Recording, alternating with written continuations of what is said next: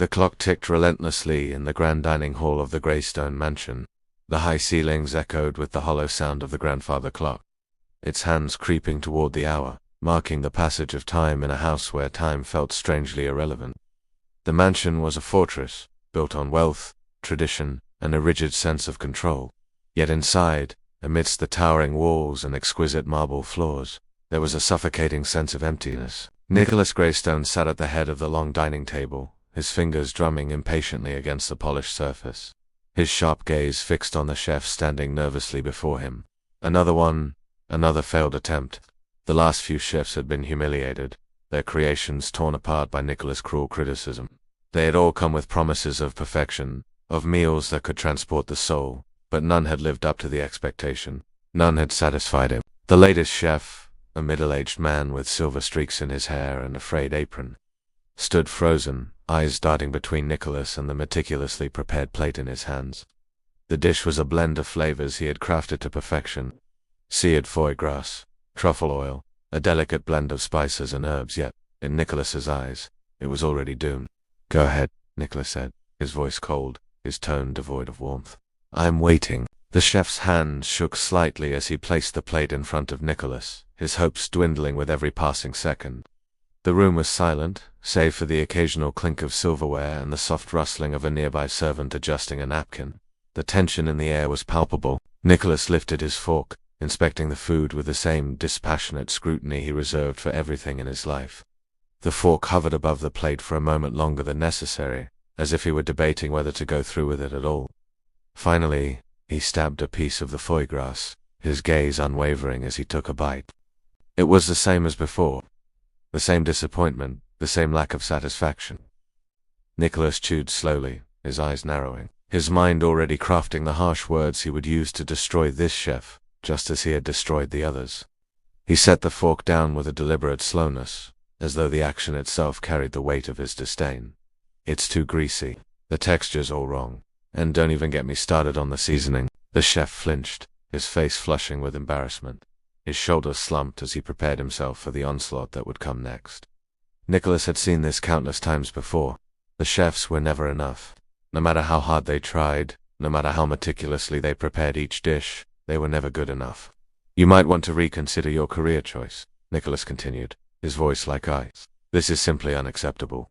If you don't know how to cook foie gras properly, I suggest you go back to culinary school." The chef's face twisted in humiliation, his hands clenched into fists at his sides, but he said nothing. He had learned, over the years, that fighting back only made things worse. He would leave, like all the others, defeated and broken. Nicholas stood up, pushing the plate away with a finality that echoed through the room. "Take it away. It's a waste of my time." Without a word, the chef turned and fled the room, his pride shattered in the process. As the door clicked shut behind him, the servants rushed in to remove the dish, all too familiar with the ritual. They were silent, avoiding Nicholas' gaze as they cleared the table. Nicholas stood motionless, his hands now resting at his sides, staring out the window that overlooked the sprawling estate. His reflection stared back at him from the glass, a man trapped in a gilded cage, bound by his own expectations and the unrelenting weight of his family's legacy. Victor Greystone, his father, had built this empire from nothing, and Nicholas had inherited it all. The wealth, the power, the endless luxury. But what was the point of it all? There was no one to share it with. No one to appreciate the rare beauty of this mansion. No one to see beyond the cold marble and golden chandeliers. His father had never been one for affection. Love was something foreign in their house. Success, however, was a different story, and that was all that mattered. Another one gone, huh? A voice broke through his thoughts. Nicholas turned to see his father standing in the doorway. Victor Greystone, a tall and imposing figure, looked every bit the billionaire patriarch. His sharp jawline was weathered with age, but his eyes, cold and calculating, hadn't softened in the slightest. He didn't need to speak often. His presence alone commanded respect and fear. His world revolved around results, not feelings. "It wasn't good enough," Nicholas said, his voice carrying a weight of frustration that he rarely allowed to show. "None of them are." Victor's eyes narrowed as he stepped further into the room, his gaze flickering over the remnants of the meal that had been discarded. "You've been through this before. What makes you think this one would be any different?" Nicholas clenched his fists at his sides. I'm tired of it, Father. They're tired of the same food, the same empty faces, the same disappointments. It's like nothing can ever satisfy me. He spoke the words slowly, as if trying to find the right way to express what had been festering inside him for years. I want something more. I don't even know what it is anymore, but I want it. Victor studied him for a long moment, his face unreadable. You're spoiled. You've been handed everything you could ever want. What more is there? Nicholas felt the sting of his father's words. He had heard them before, but they never hurt any less. It's not about the things. It's about something real. Something that matters. Victor's gaze softened, just barely, and he sighed. You think that's what you'll find in a dish a meal, is just that, Nicholas. It's a temporary satisfaction. And if you're looking for anything more than that, you'll be disappointed. Nicholas wanted to argue. He wanted to scream that it wasn't just about food, but about connection, about warmth, about finding something in this cold, empty world that made him feel alive. But he knew his father would never understand. Victor didn't believe in such things. He believed in power. He believed in domination. Fine, Nicholas said through clenched teeth, his voice barely above a whisper.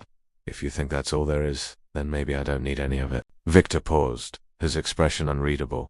Don't be foolish. You'll never be happy if you keep chasing this illusion. Happiness is fleeting. You should know that by now. Nicholas said nothing. The words stung, but a part of him knew that his father was right. Wasn't he always right? He had everything a person could dream of except peace, except happiness, except connection. Just then, Victor's phone buzzed, breaking the silence. He glanced at the screen, his eyes momentarily flicking to Nicholas before he answered it.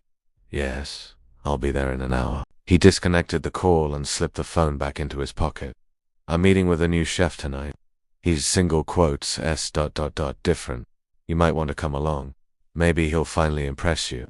Nicholas raised an eyebrow, a bitter smile tugging at his lips. Another one. Victor gave a curt nod. This one's not like the others. You'll see. As Victor turned to leave, Nicholas felt a strange surge of curiosity. Could it be?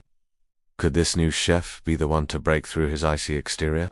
Or would he, too, fall victim to the impossible standards that had driven so many before him to failure? For the first time in a long while, Nicholas found himself wondering, hoping even that this time, things might be different. Victor's words lingered in the air, an unanswered question hanging between them. Nicholas turned his gaze to the window once more, the vast estate sprawling before him like an endless, cold horizon. What would he find tonight? Would this chef, this different chef, offer him something he couldn't yet understand? As the door closed behind his father, the last echo of his footsteps faded away. Nicholas felt the weight of his own emptiness pressing down on him once again. The evening air was thick with anticipation as Nicholas Greystone stepped out of his father's sleek black car. The headlights cut through the darkness, illuminating the long gravel driveway leading to a modest, inconspicuous building. To the untrained eye, it was nothing more than an old, rustic warehouse. To Nicholas, it felt like a world away from the cold, pristine Greystone mansion. Victor's hand rested on the door handle, preparing to leave the car. This is it, he said simply, his voice devoid of any excitement, only the authority of a man used to commanding attention. You might want to leave your expectations at the door. Nicholas raised an eyebrow, his expression an unreadable mix of annoyance and curiosity. You always say that, Father, but this time, you really expect me to believe that something will be different. Victor turned to him, his face still as impassive as ever. You'll see, trust me. And with that, he opened the car door and stepped out, leaving Nicholas to follow. As Nicholas walked into the warehouse, a strange mix of smells hit his nose, ear-rich and full of life. It was a far cry from the sterile kitchens he was used to, where everything was measured, precise, and predictable. The air was thick with the smell of sizzling garlic and onion, a warmth that seemed almost inviting in comparison to the coldness of the mansion's dining rooms. The heat of the kitchen felt alive, pulsing with energy. The kitchen itself was small, cramped even. There were no polished counters or stainless steel fixtures. Instead, there was a cluttered but functional workspace, pots and pans hanging from hooks, shelves lined with mismatched containers filled with spices and dried herbs, and a food truck parked at the far corner of the room, its wheels caked with dirt from the road. A man stood at the stove, his back to them, as he expertly flipped something sizzling in the pan. The man didn't wear a pristine white chef's coat. Instead, he wore a simple shirt with the sleeves rolled up, the edges of his sleeves stained from long hours of cooking. His movements were fluid, unhurried, like someone who had been doing this for years, maybe even decades. Victor took a few steps forward, his voice low and steady. "James, I hope I'm not interrupting." The man turned, revealing a face that seemed younger than Nicholas expected, truthfully in his mid-40s, with deep-set eyes and the kind of rugged handsomeness that came from years of hard work. There was nothing pretentious about him. His expression was kind but focused, with the calm of someone who had nothing to prove. "No interruptions at all, Mr. Greystone. Nicholas, I assume." James's voice was smooth, warm, and inviting. He wiped his hands on a towel before offering Nicholas a firm handshake. Nicholas hesitated, then extended his hand. He was immediately struck by the warmth in James's grip, the quiet confidence that emanated from him. It was nothing like the cold handshakes of his father's associates, the businessmen who only saw value in numbers and power. James's smile softened as he released his hand. "Come in, sit down. Dinner's almost ready." Nicholas remained standing for a moment, his eyes scanning the small kitchen. He couldn't help but notice the stark contrast between this humble space and the pristine kitchens he had grown accustomed to. The kitchen in his mansion was state-of-the-art, designed to create culinary masterpieces with the flick of a wrist. Yet this small, cluttered kitchen with its earthy smells felt far more alive. As he finally lowered himself onto one of the simple chairs at a nearby table, he felt an unexpected sense of discomfort. There was no opulence here, no golden chandeliers or marble countertops. It was just homey, real. Victor seated himself across from Nicholas, clearly unfazed by the informal surroundings. James continued to work at the stove, his back to them as he prepared something with ease and grace.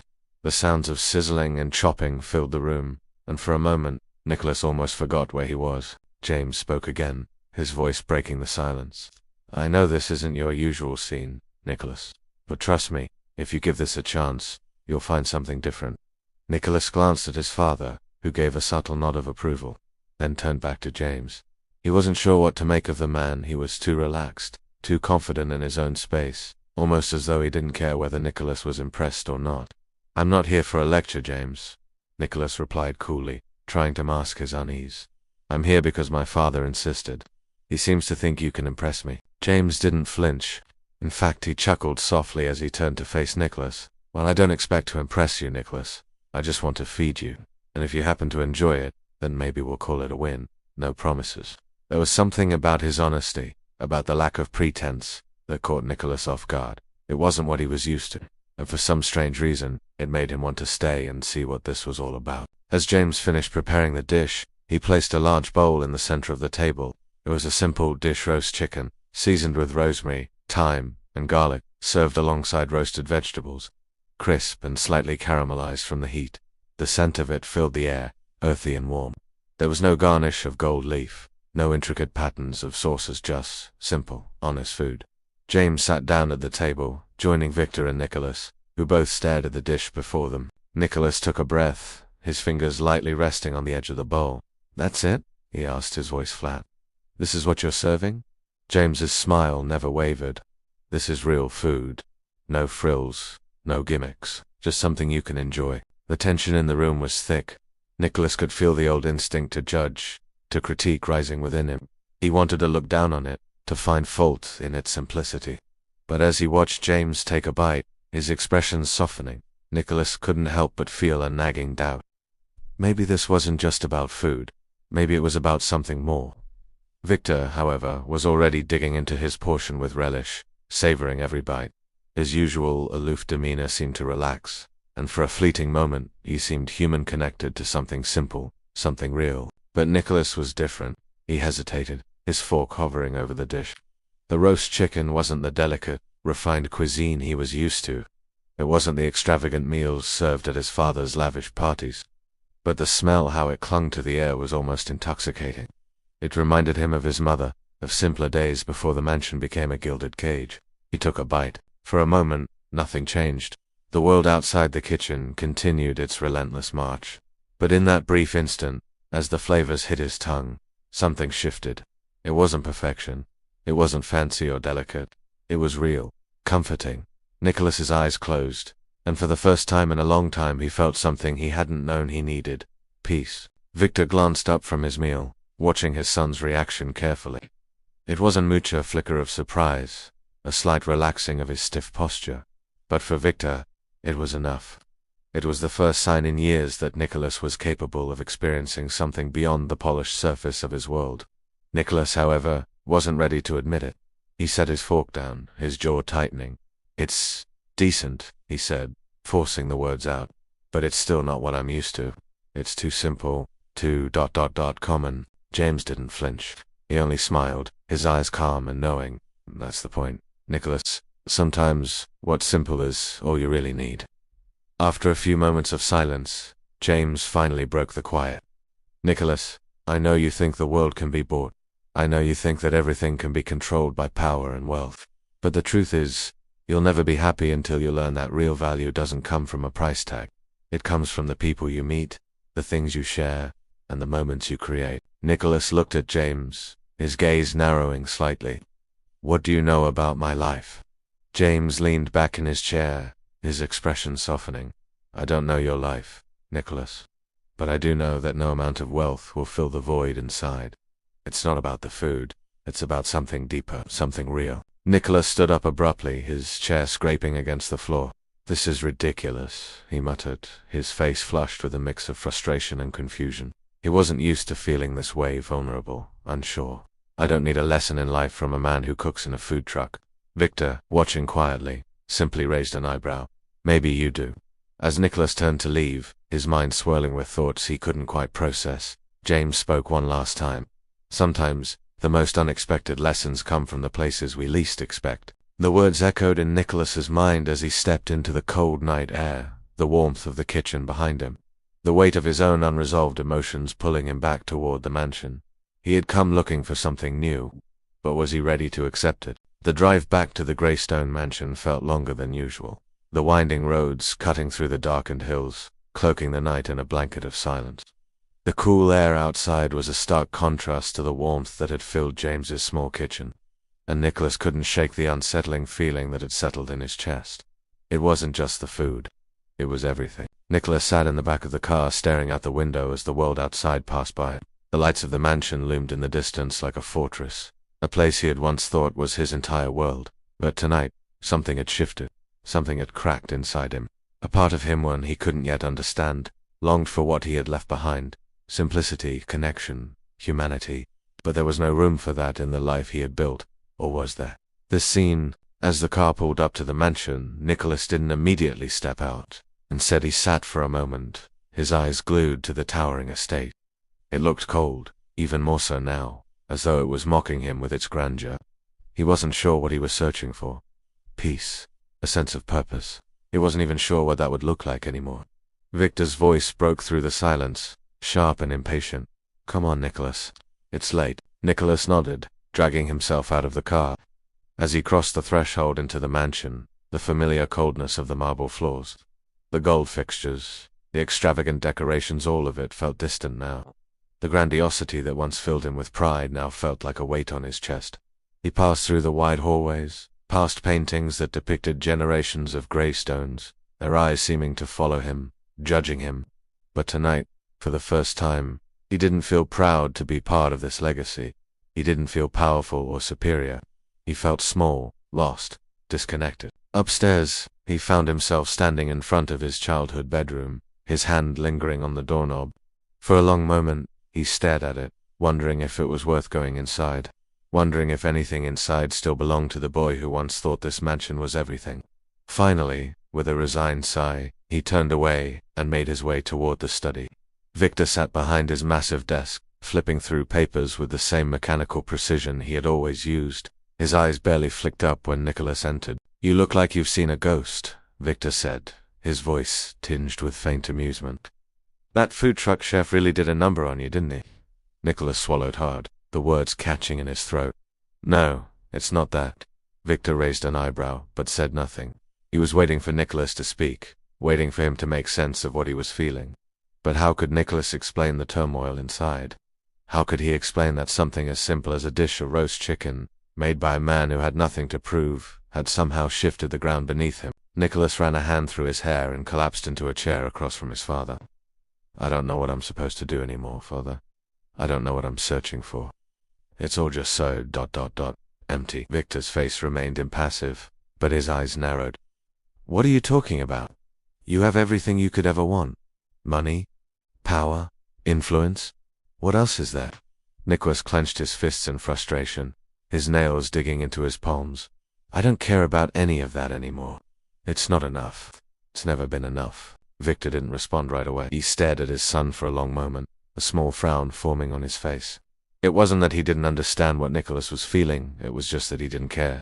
To Victor, these feelings of dissatisfaction were foreign. They were weaknesses. The only thing that mattered, in his eyes, was control. Look, Nicholas, he began, his voice calm but firm. You're letting your emotions cloud your judgment. You've been raised to inherit this empire, to lead it. If you can't see that, if you're wasting time on sentimental nonsense, then you'll never be able to take your place in the world. Nicholas sat back in his chair, the words cutting through him like a knife. His father's words weren't wrong. They were the truth, as Victor saw it. But for the first time in his life, the truth didn't feel right. Victor's words hung in the air as Nicholas turned and walked out of the room, leaving his father's study behind. The walls of the mansion felt like they were closing in around him, suffocating him. He needed to get out. Nicholas found himself in his car again, driving aimlessly through the empty streets of the city. The night was still, the roads quiet, and he couldn't help but feel a sense of peace as he drove further away from the mansion. The headlights illuminated the road ahead, but it was the dark spaces between the lights that drew his attention. The silence in the car was thick, almost suffocating. His thoughts raced. He didn't know what he was looking for, he didn't know what he needed, but he knew, deep down, that it wasn't here. It wasn't in this life he had built. It wasn't in the wealth, the power, or even the mansion. It wasn't in his father's cold vision of the world. The thought of James and his humble food truck, of the way he cooked with care and love, not to impress, but to nourish, kept creeping into his mind. There was something about it. Something that felt real. Something that felt ... human. But how could he leave all of this behind? How could he walk away from the life he had been born into, the life he had been trained to lead? The empire, the expectations, the legacy, conflict and drama. Nicholas drove for what felt like hours, his mind a whirlwind of conflicting emotions. His father's voice echoed in his head, telling him that he had a duty, that he was destined for greatness.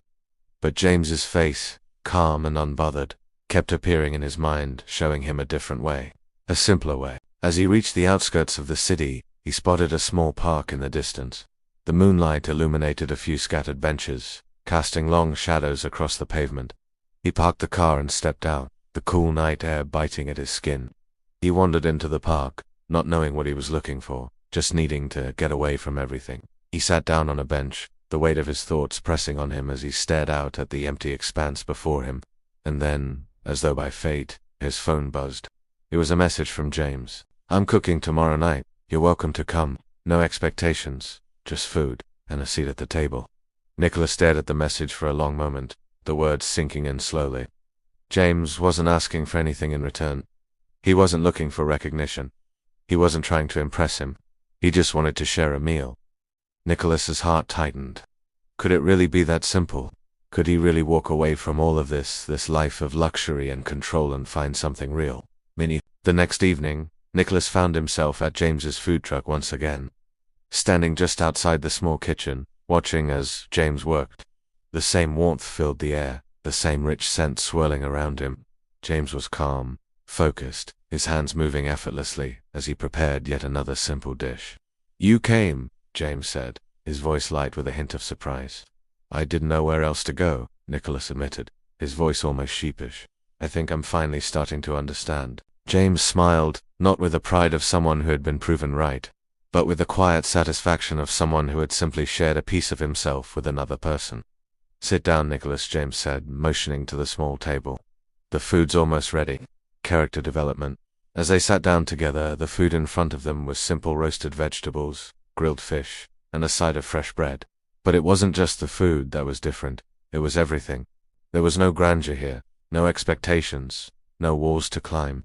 It was just two people, sharing a meal, and for the first time in what felt like forever, Nicholas didn't feel the pressure to be someone he wasn't. He didn't feel the weight of his father's expectations. He didn't feel the need to be perfect. He felt human, and it was a feeling he didn't know how to handle. Cliffhanger. As they finished their meal, James leaned back in his chair, his eyes studying Nicholas carefully. You know, he said slowly, you can't keep running away from who you are. You can't ignore the life you've built. But you can choose how you live it. Nicholas felt a knot form in his stomach. Could he really choose? Could he really walk away from everything he had been taught to value? But then, for the first time in years, a thought crossed his mind, a thought he had never allowed himself to entertain. Maybe he didn't have to choose. Maybe he could have both. Maybe I'm ready to try something new, Nicholas said, his voice barely above a whisper. James smiled. It's a start. But deep down, Nicholas knew that this was just the beginning. He had taken the first step, but the road ahead was uncertain, and the real challenge lay not in the choices he would make, but in whether he had the courage to follow through. Nicholas sat alone in his study, the soft glow of the desk lamp casting long shadows against the towering shelves of books that lined the walls. The weight of his father's words lingered in his mind like a distant echo. You'll never be happy if you keep chasing this illusion. Victor's voice had always been authoritative, commanding, the kind of voice that left no room for contradiction. It was the voice of a man who had built his empire on unwavering control. But lately, Nicholas had begun to wonder if his father's view of the world, his relentless pursuit of wealth and power, was truly the path to happiness, or if it was merely a cage disguised as a crown. The mansion, once his refuge, now felt suffocating. The endless halls of marble and glass, the ornate furniture, the paintings of generations past, they all seemed to mock him. Each room was a reminder of what he had inherited, of what had been expected of him, and yet none of it filled the emptiness inside. He glanced out the window at the sprawling grounds of Greystone Manor. The gardens, meticulously manicured, seemed almost lifeless under the cold light of the moon. It was a beautiful prison, and Nicholas could feel the walls closing in. But for the first time in his life, he didn't feel the need to escape. He felt the need to confront it. To confront everything he had been taught to believe. Empire, the legacy, the wealth, it was all meaningless if it didn't bring him peace. It was all meaningless if it didn't make him feel alive. The next day, as the sun began to set over the mansion, Nicholas found himself back at the same food truck where his journey had started. The familiarity of the scene, the simple yet honest food, grounded him in a way that nothing in his life had before. James was there, as always, his hands moving with practiced ease as he prepared a new dish. The heat from the stove rising in the cool evening air. Nicholas approached the truck slowly, his heart racing as he wondered if he was making a mistake. Was he truly ready to step away from the world he had known and embrace something uncertain, something humble? James glanced up as he heard the footsteps, a smile tugging at the corners of his lips. "You're here," he said, his voice calm, reassuring. "I didn't expect you back so soon." "I didn't know where else to go," Nicholas admitted, his voice tinged with vulnerability. "I need to figure things out. But I don't know where to start." James wiped his hands on a towel and motioned for Nicholas to sit. The first step is always the hardest, but it's always the most important. Nicholas hesitated for a moment, then sat down across from him. He could feel the weight of his decision pressing on him, the gravity of what it would mean to step away from everything he had known. "This place," Nicholas began, his voice almost a whisper, "it's not like what I'm used to. But it's real. It makes me feel ... something I didn't know I was missing." James smiled knowingly. That's what food should do. It's not just about the taste. It's about the connection, the stories, the people. "We cook to nourish more than just the body." Nicholas nodded slowly. The words sank into him, their truth undeniable. He had been so focused on control, on perfection, that he had forgotten the one thing that truly mattered: connection. His father had built an empire, but at what cost? In all his success, in all his wealth, Victor had never found what James had: the ability to make something real, something meaningful. "James," Nicholas said, his voice breaking slightly, "I don't want to be like him. I don't want to live like he does. But I don't know how to walk away from all of this. The business, the mansion, the power." James looked at him, his gaze steady, unwavering. "Nicholas, you don't have to walk away from it all. You just have to stop letting it define you. The empire, the wealth, they're just tools. It's what you do with them that matters. It's the people you bring with you, the choices you make."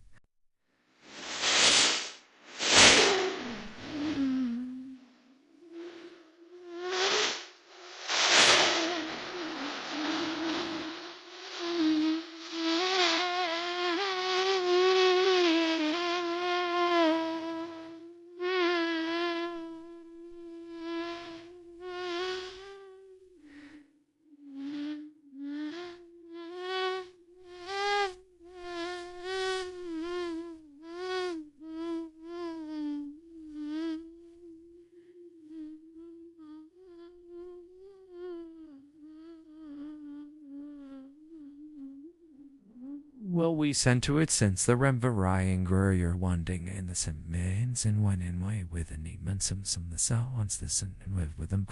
Could it really be that simple? Could he continue his legacy, his family's legacy, but on his own terms? Could he be a part of this world and still find meaning, still find peace?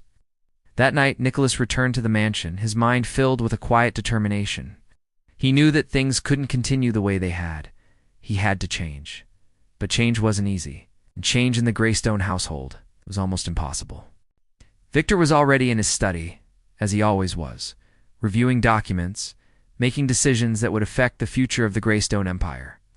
When Nicholas entered, his father barely looked up, his pen moving swiftly across the paper. "What's on your mind, Nicholas?" Victor asked, his voice steady, as though expecting nothing less than a business update. "I've been thinking," Nicholas began, his voice calm but firm, "about the future, about the way things are going." Victor looked up, a sharpness in his eyes. "We've talked about this before. There's nothing to think about. This is your legacy. You've been trained for this. You have a duty to the family." Nicholas took a deep breath, his hands steady, despite the storm raging inside him. "I've realized something, Father. A duty to the family doesn't mean sacrificing everything for success. It doesn't mean living in a prison of our own making." Victor's eyes hardened, his expression darkening. "Are you suggesting I've built this empire for nothing? That it's all meaningless?" Nicholas swallowed hard. "No. I'm saying it's not everything. There's more to life than power and wealth. There's more to life than control."